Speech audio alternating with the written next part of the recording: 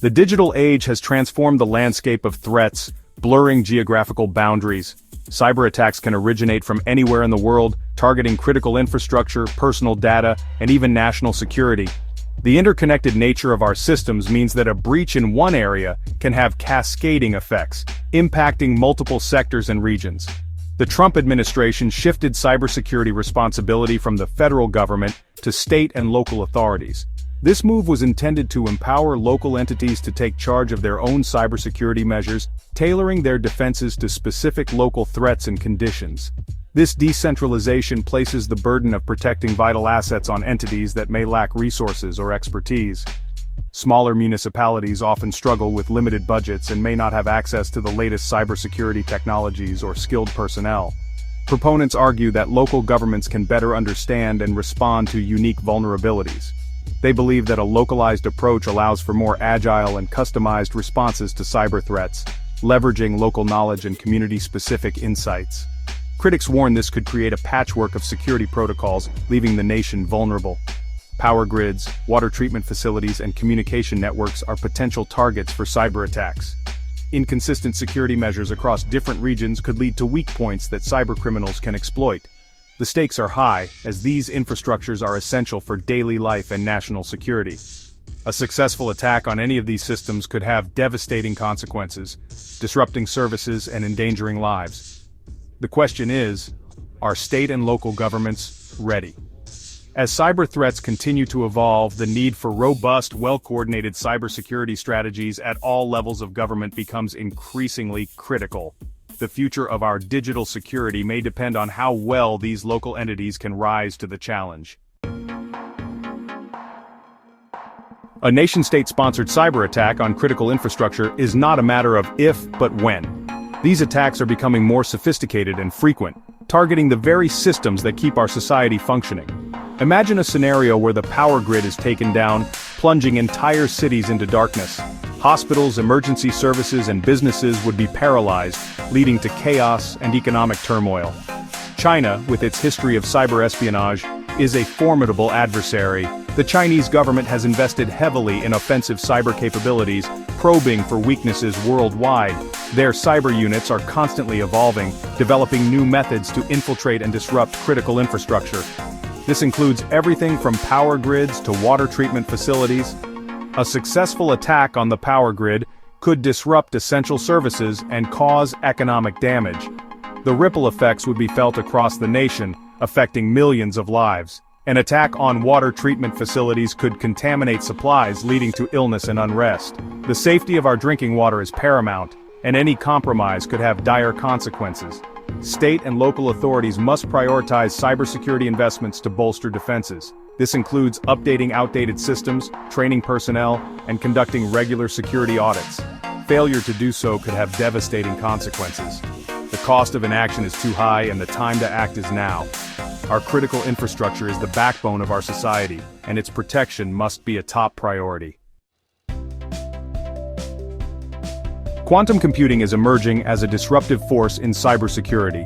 The UK's National Cybersecurity Centre warns that by 2035, quantum computers could break current encryption algorithms.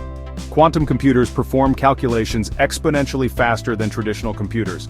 This poses a significant threat to current encryption methods, making sensitive data vulnerable. Governments and organizations must develop new encryption algorithms to withstand quantum power. The transition to a post-quantum world requires a fundamental shift in cybersecurity. Navigating the post-quantum world, a phased approach. The transition to post-quantum cryptography requires significant investment and meticulous planning. Organizations must allocate resources wisely to ensure a smooth transition. Phase 1. Identify and prioritize critical services by 2028. This involves a thorough assessment of all services to determine which are most vital.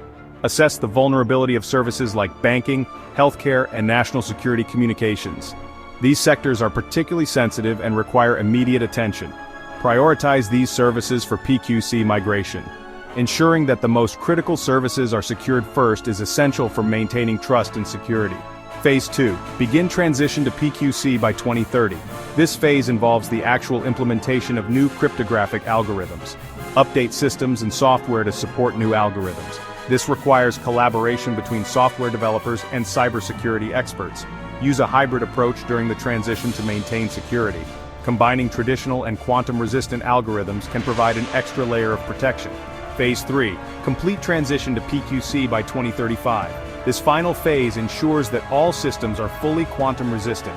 Adopt PQC standards and protocols, phasing out vulnerable traditional algorithms. This step is crucial for long-term security. Governments and organizations must work together to develop common standards. International cooperation is key to a unified approach. The transition is not just technical but also organizational and logistical. It requires a coordinated effort across various departments and sectors to be successful. The crumbling bridge, public-private partnerships in peril. Collaboration between the public and private sectors is critical in facing evolving cyber threats. The disbandment of the Critical Infrastructure Partnership Advisory Council raises concerns. CIPAC was vital for sharing threat intelligence and coordinating cybersecurity efforts. The Department of Homeland Security is exploring new models for public-private collaboration. The shadows stir emerging threats in a connected world. The cybersecurity landscape is constantly evolving, with new threats emerging. Sophisticated malware campaigns like Dark Crystal Rat target critical infrastructure. DC Rat allows attackers to control infected systems and disrupt operations. The rise of sabotage techniques, including arson and bomb plots, is concerning. Cyber attacks can have far-reaching consequences, impacting entire industries and national security. Vigilance, preparedness, and international cooperation are essential to mitigating risks. Forging a united front. The imperative of global cybersecurity cooperation. No single nation can defend itself alone against sophisticated cyber threats. International cooperation is crucial for sharing threat intelligence and coordinating responses. The U.S. must work with allies to strengthen cybersecurity partnerships. The private sector plays a critical role in global cybersecurity cooperation. Information sharing between the private sector and cybersecurity community is essential.